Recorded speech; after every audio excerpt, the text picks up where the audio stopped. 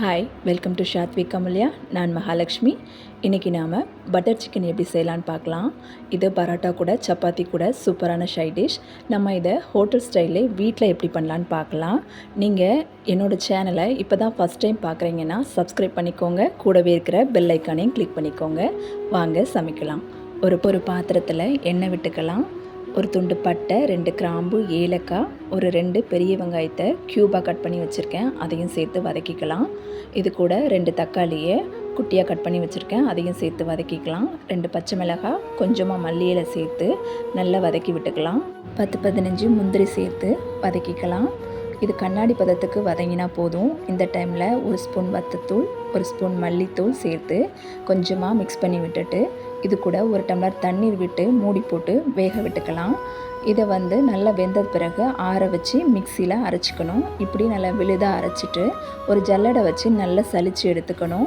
நல்ல சக்கெல்லாம் நல்லா ஜல்லடையில் வந்துடும். கீழே நல்லா பியூரிலாம் நல்லா வந்திருக்கும்.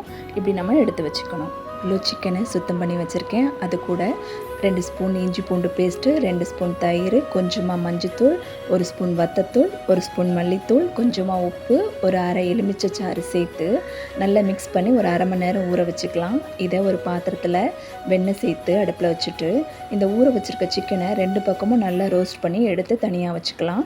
இப்போ ஒரு பாத்திரத்தில் ஒரு 2 ஸ்பூன் வெண்ணெய் சேர்த்து அது நல்லா மெல்ட் ஆனதும் நம்ம அரைச்சி வச்சுருக்கிற விழுது இருக்குல்லையே அதை சேர்த்துக்கலாம். சேர்த்து கொஞ்சமாக உப்பு சேர்த்து நல்லா கொதிக்க விட்டுக்கலாம். கொதித்து வரும்போது நம்ம ரோஸ்ட் பண்ணி வச்சுருக்கிற சிக்கனை இது கூட சேர்த்து நல்லா மிக்ஸ் பண்ணி விட்டுக்கலாம். ஒரு பிஞ்ச் அளவுக்கு கொஞ்சமாக ஜீனி சேர்த்துக்கிறேன். இது அந்த புளிப்பை பேலன்ஸ் பண்ணி கொடுக்கும், அதுக்காக சேர்த்துக்கிறேன். நல்லா மிக்ஸ் பண்ணி விட்டுக்கலாம்.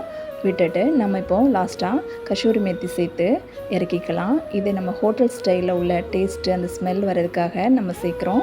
ஒரு 2 ஸ்பூன் அளவு ஃப்ரெஷ் க்ரீம் சேர்த்துக்கிறேன். ஃப்ரெஷ் க்ரீம் வேறு ஒன்றும் இல்லைங்க, பாலை நல்லா காய்ச்சி ஆற வச்சு வச்சுருந்தேன், நல்லா வற்ற வச்சு வச்சுருந்தேன், அதை தான் சேர்த்துக்கிட்டேன். கசூரி மேத்தியும் சேர்த்தாச்சு. இப்போ பட்டர் சிக்கன் ரெடி ஆகிடுச்சு. சூப்பராக இருக்கும்.